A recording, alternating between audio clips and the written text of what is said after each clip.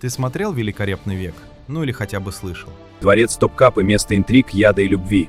Здесь в гареме соперницы плели сети обмана. Это яд!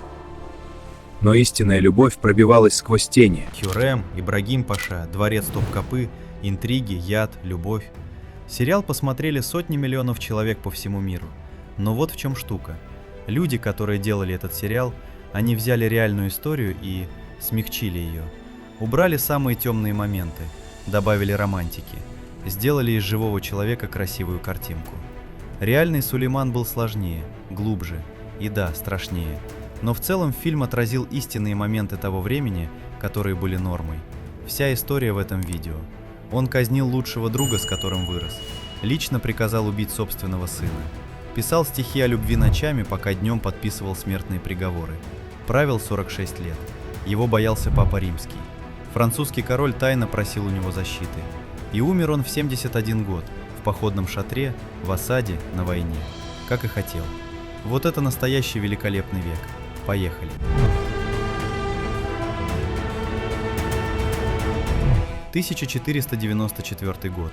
Трабзон. Небольшой город на берегу Черного моря. Там родился мальчик, которого назвали Сулейман. Отец Селим I.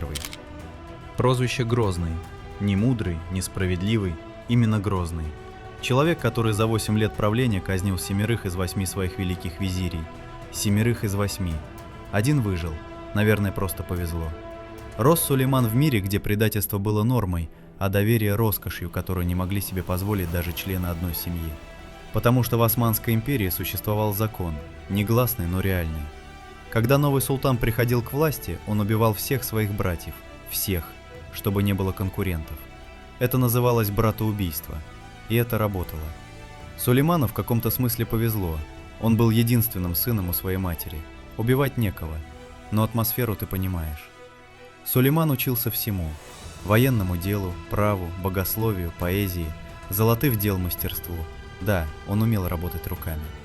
Его отправляли губернатором в разные провинции. Это была традиция, способ научить будущего правителя управлять реальными людьми, а не просто читать книги про это. В 1520 году Селим умер. Сулейману было 26 лет. Он стал 10-м султаном Османской империи. И первое, что он сделал – освободил всех египетских знатных пленников, которых его отец держал в цепях. Хороший знак. Двор выдохнул, люди решили – вот это человек. Они не ошиблись, но и не угадали полностью, потому что уже через год Сулейман взял Белград. Белград – это была мечта 3 поколений османских султанов. Ключ к Европе. Мехмед Завоеватель пытался – не вышло. Баязид пытался – не вышло. Сулейман взял его за 1 лето. На следующий год – Родос. Остров, где сидели рыцари-госпитальеры, профессиональные военные, которые держали этот форпост как символ христианского присутствия в Средиземноморье. 5 месяцев осады. Родос пал. Европа начала нервничать.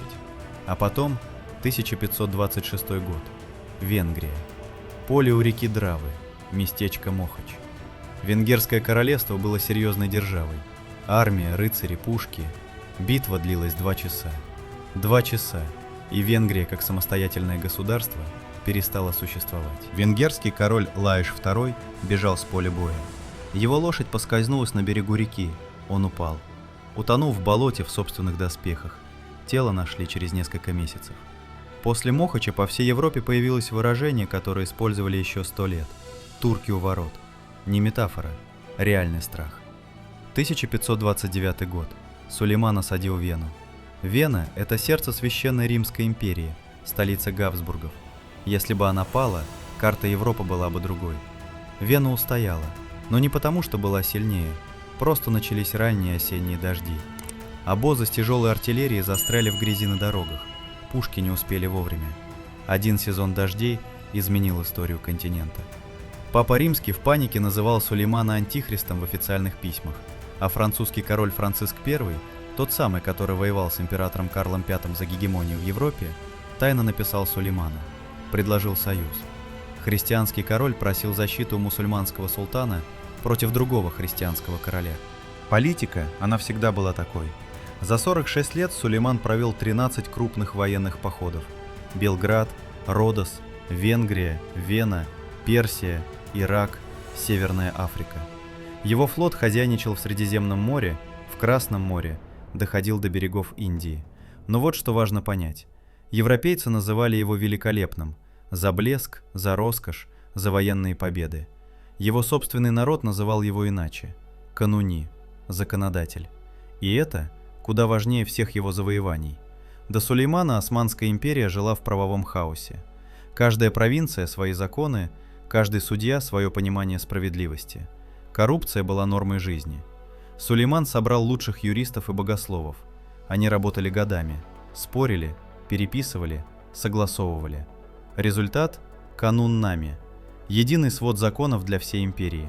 Налоги, торговля, уголовное право, земля, наследство – все было прописано четко и понятно. И вот деталь, которая меня лично поражает. Эти законы действовали в Османской империи почти 400 лет после смерти Сулеймана. 400 лет. Для сравнения, Конституция США существует меньше 250. Любой завоеватель забывается, хорошие законы остаются. Теперь про дворец, потому что без этой части история Сулеймана неполная и нечестная. Начнем с Ибрагима. Ибрагим Паша, грек по происхождению. Попал в дворцовую систему совсем молодым. Говорят, его семья была небогатой, и он оказался при дворе практически случайно. Но Сулейман с первой встречи почувствовал в нем что-то особенное. Они сдружились. Не как господин и слуга, как братья. Вместе охотились, вместе читали, вместе смеялись над одними шутками. Сулейман доверял ему все. Когда в 1520 году Сулейман стал султаном, Ибрагим стал великим визирем, вторым человеком в империи, в 30 лет. И Сулейман публично дал ему клятву, сказал при всем дворе, при всех советниках: «Пока я живу, ты не умрешь». 14 лет они правили вместе. 14 лет – это очень долго для великого визиря при османском дворе. Помним про отца Сулеймана и его 7 казненных визирей. А потом Ибрагим начал меняться. Власть, она делает с людьми разные вещи.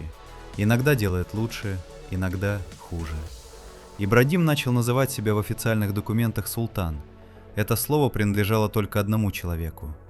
На переговорах с иностранными послами он вел себя как равный правитель, не как визирь, не как представитель. Слухи поползли по дворцу. Говорили, что Ибрагим берет взятки. Говорили, что он ведет собственную политику. Говорили разное. А потом, март 1536 года. Ибрагим поужинал с Сулейманом. Обычный вечер. Они разговаривали, смеялись, пили кофе, как делали сотни раз до этого. Ибрагим ушел в свои покои во дворце. Утром его нашли мертвым, задушенным. Приказ отдал Сулейман, тот самый, который клялся: «Пока я жив, ты не умрешь». Говорят, потом он несколько дней не выходил из своих покоев, никого не принимал, просто сидел один. Что он думал в те дни, никто не знает.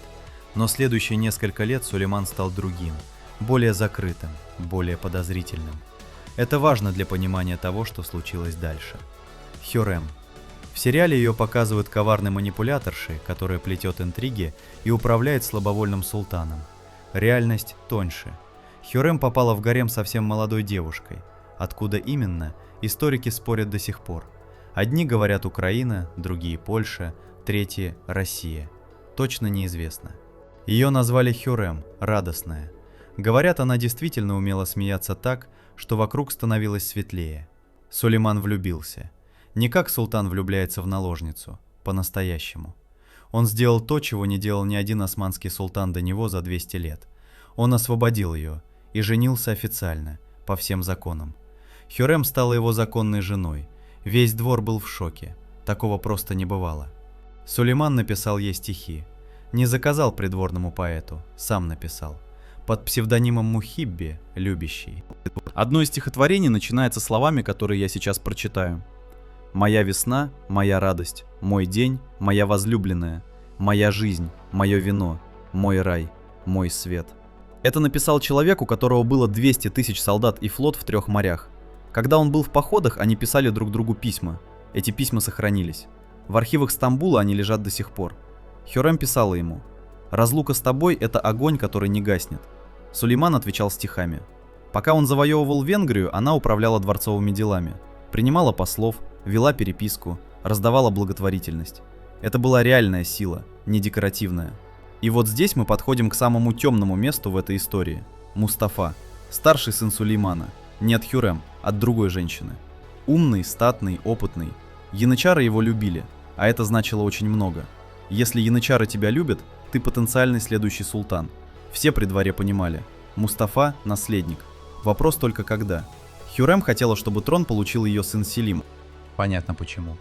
В 1553 году Сулейману 60 лет. Он в очередном военном походе в Персии. Кто-то принес ему письмо. В письме говорилось: Мустафа готовит заговор, ведет переговоры с персидским шахом, хочет свергнуть отца и занять трон, пока тот жив. Кто написал это письмо, неизвестно до сих пор. Сулейман вызвал сына. Мустафа пришел в шатер отца, без оружия, без охраны. Он не думал, что ему нужна охрана, это же его отец. В шатре его ждали немые палачи. Мустафа был задушен на глазах у Сулеймана. Когда весть разлетелась по лагерю, бывалые воины, ветераны десятков битв, плакали открыто. Янычары рыдали. Такого не видели никогда. Один персидский поэт написал поэму о смерти Мустафы. Поэму читали по всему Востоку. Было ли письмо настоящим? Почти наверняка нет. Понял ли это Сулейман? Скорее всего, да, но слишком поздно. Говорят, после смерти Мустафы Сулейман написал стихотворение. Оно не сохранилось полностью, но те строки, что дошли, в них такая боль, что комментировать их незачем. Хюррем умерла в 1558 году, на 8 лет раньше Сулеймана. После ее смерти, говорят, он за 1 год стал выглядеть на 20 лет старше. Пока все это происходило во дворце, снаружи строился Стамбул. Архитектор Синан. Мимар Синан – это имя должен знать каждый, кто интересуется историей архитектуры. Его ставят рядом с Микеланджело. Не случайно. Оба работали примерно в одно время. Оба создали то, что стоит до сих пор. По заказу Сулеймана Синан построил более 300 зданий. По всей империи, от Дамаска до Будапешта. Но главная работа – мечеть Сулеймания в Стамбуле.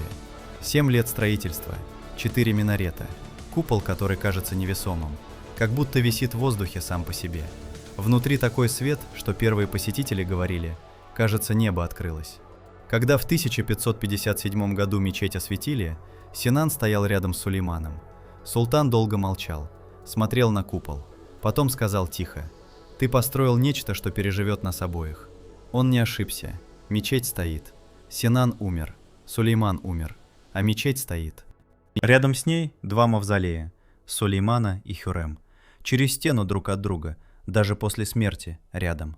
Теперь про человека за троном, потому что Сулейман – это не только завоевание и трагедия. Он писал стихи всю жизнь. Под псевдонимом Мухибби, любящий. Написал их больше 2000. 2000. Правитель, который принимал решения о жизни и смерти миллионов, садился ночью и писал про одиночество, про смерть, про смысл власти. Вот строфа, которая меня поражает каждый раз. Народ думает, что я правлю государством. На самом деле государство правит мной. Это написал человек, у которого была абсолютная власть. И он признавал, что чувствует себя пленником. Еще одна вещь, о которой мало говорят. Сулейман лично читал жалобы простых людей. Была создана система. Любой гражданин империи мог написать напрямую султану. И Сулейман разбирал эти письма. Сам. 16 век. Большинство европейских монархов понятия не имели, что происходит в деревнях их же королевства. А здесь султан читает письма крестьян. И еще религиозная терпимость. После 1492 года испанские монархи выгнали из страны всех евреев. Сотни тысяч людей оказались на улице. Куда они поехали? В Османскую империю. Потому что знали, там примут. Сулейман принял. Еврейские общины в Стамбуле, Салониках, Иерусалиме процветали. Великий богослов Йосеф Кара написал свой главный труд именно здесь, в Османской империи, при Сулеймане. Вот тебе Антихрист. Теперь финал. 1566 год. Сулейману 71 год. Подагра. Ноги не слушаются. Его носят в кресле. Зубов почти нет. Советники смотрят на него и думают: неужели он снова соберется в поход? Собрался. 13-й поход. Венгрия. Крепость Сигетвар. Советники умоляли остаться. Ваш возраст, ваше здоровье. Есть молодые полководцы. Сулейман ответил спокойно: правитель должен умереть на войне, не в постели. Армия выдвинулась. В ночь с 5 на 6 сентября 1566 года, за несколько часов до финального штурма Сигитвара, Сулейман умер в своем шатре. Сердечный приступ. Главнокомандующий Соколу-Паша понял, нельзя объявлять. Армия узнает, и все рассыпется прямо перед победой. Он сделал невероятное. Тело Сулеймана набальзамировали прямо в шатре. Каждое утро Соколу входил с докладом к мертвому султану. Слуги несли еду, выходили с едой. Все как обычно. Армия не знала. Сигитвар пал на следующий день, и только после этого объявили. Но перед этим есть одна деталь. Говорят, умирая, Сулейман попросил об одном. «Когда будете вести меня в Стамбул, пусть из носилок будет видна моя рука, открытая, пустая, чтобы люди видели. Великий султан уходит из этого мира с пустыми руками, как уходим все мы. Человек, у которого было 3 континента, 200 тысяч солдат, казна, наполненная золотом. Пустая рука». Разные эпохи, одна мысль. Настоящее величие не в том, что ты взял, а в том, что ты отдал. Вот почему эта история не отпускает нас 500 лет спустя.